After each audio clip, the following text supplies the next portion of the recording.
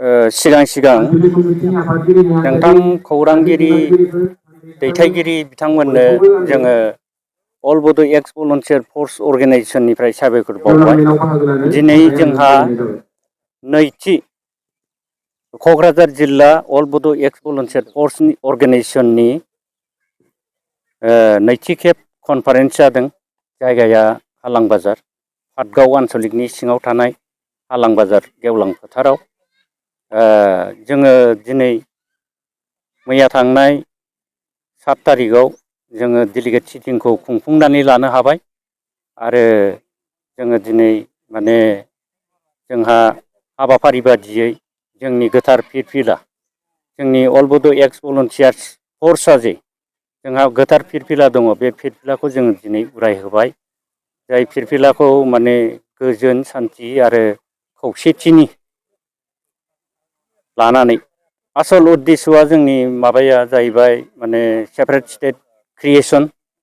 बेखौ थांखि लानानैनो जोङो बे फ्लेगनि सिङाव थानानै आर'ज गाबदों जाहाथे जोंनि हास्थायनाय, जोंनि मोननो लुबैनाय थांखिफ्रा जाफुङो आरो जोंनि गोबां आन्सलिकनि जोंनाव 16था आन्सलिक दं क'क्राझार जिल्लायाव।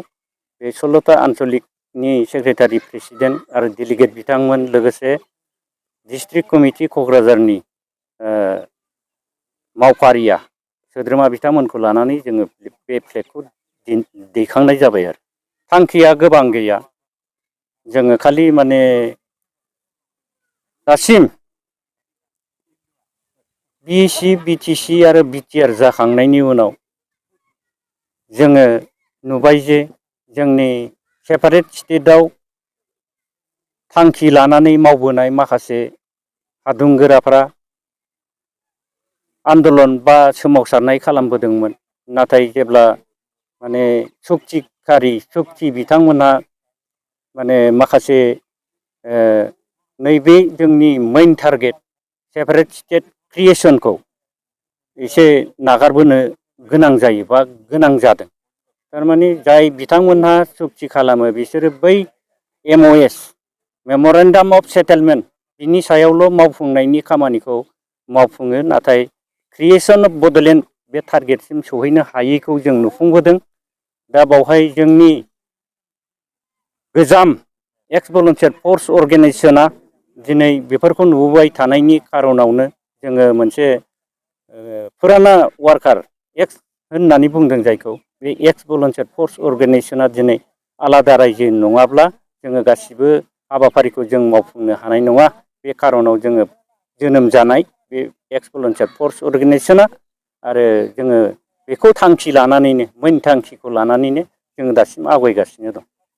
आलायसाखौ आङो दहाय बुंबाय, माने जोंनाव 16था आन्सलिक दं। डिस्ट्रिक्ट कमिटिखौ लानानै 17था, बे 17था जोङो 16था आन्सलिकखौ फ्लेगखौ थिखांनाय जाबाय आरो जोंनि डिस्ट्रिक्ट कमिटिजों 17था। आलासि महरै जोंहा माने लेंहरखानाय गाहाय आलासि दं। बावहाय जोंनि एक्स भलुन्टियार फर्स अर्गेनाइजेसननिनो सिगांनि आफादगिरि बिथां सनाराम बाग्लारि, आं खालि माने उपाधिखौल' गोसोखांबाय थादोंमोन। सनाराम बाग्लारि बिथाङा माने जनता कलेजाव एस'सियेट प्रफेसार मावनानै रुंग' जाबाय। बिथाङानो बै समनि एक्स भलुन्टियार फर्स अर्गेनाइजेसनखौ बिथाङानो दैदेनदोंमोन। बेजों लोगोसे जोंहा सिगांसिन आफादगिरिया जादोंमोन फुकन बर', बिथाङा गुवाहाटिनिमोन।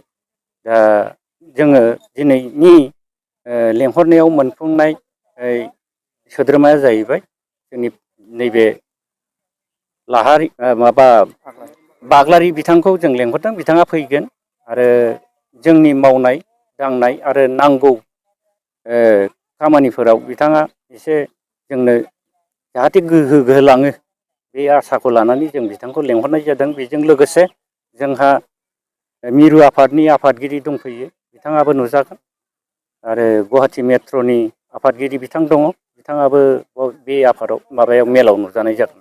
बे मेलाव जोङो जोबोद माने सिन्था खालामनो गोनां जायो। थारमाने जोङो राजनितिक दोलोखौ लेंहरोब्ला जोङो बे राजनितिकजों नांजाबफानाय नामा नंनाया जोंनि पाब्लिक लेभेलाव गोसारो। जिहेतु जोंनि संगठना जोंनि आफादा नन पलिटिकेल अर्गेनाइजेसन সেই कारने जोङो राजनितिक दोलोनिफ्राय लेंहरनाय जायाखै। बिनि थाखाय जोंनि रायजो राजाफ्रा भुल बुजिनो नाङा आरोखि। रायजो राजाफोरखौ खावलायनांगौनि आसल उद्देश्यआ जाहैबाय जोंनि माखासे सिंनि सान्थौ सिंनि सिन्था धाराफोरखौ जोंनि गामि सिङाव थानाय रायजो राजाफ्रा गासिबो मिथियाखै। जों जिहेथु जोङो दुखु मोननांगोन जोंहा माखासे सुजुग सुबिदानि थाखाय जोङो गामि सिङाव थांनानै जोंनि साननाय जोंनि हनाय जोंनि मथ'फोरखौ जों बुंफोरहैजोबनो हायाखै। दा लासै लासैनो जाबोगासिनो दङ। जिहेथु जोङो मोनसे नन पलिटिकेल अर्गेनाइजेसन हिसाबै जों जे गोदोसोनानै थानाय बै समनि बिग्रायारि बिथांमोना माखासे सिन्था खालामलायनानै जों जे एक्स भलुन्टियार फर्स अर्गेनाइजेसन दादों। बे दानायनि मेन उद्देश्यआ जाहैबाय सेपारेट स्टेट क्रिएसन। बेखौ जोङो दासिमबो जोङो गामिनि रायजो राजायाव खोख्लैनो हायाखैबाबो बे पाटगाव दख'रानि रायजो राजा गावबुराखौ लाफानानै बिथांमोनखौ लेंहरनाय जादों। दिनै जोङो सुजुग सुबिदा मोनदों बिथांमोननो जोंनि साननाय जोंनि हनाय बे हाबाफारिखौ जोङो दिनैनि गेजेरजों जों रायजो राजानो फोरमायहरनो मोननानै जों जोबोद मोनगोन हिसाबै जों जोबोद गोजोननाय मोनदों आरो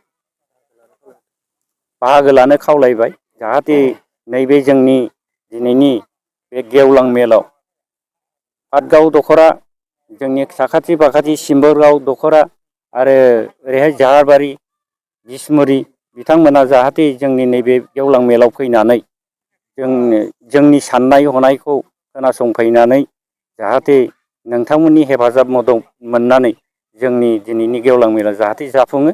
नोंथांमोनखौ अल बड' एक्स भलुन्टियार फर्स जानानै नोंथांमोनखौ गुरैयै खावलायहरनाय जाबाय।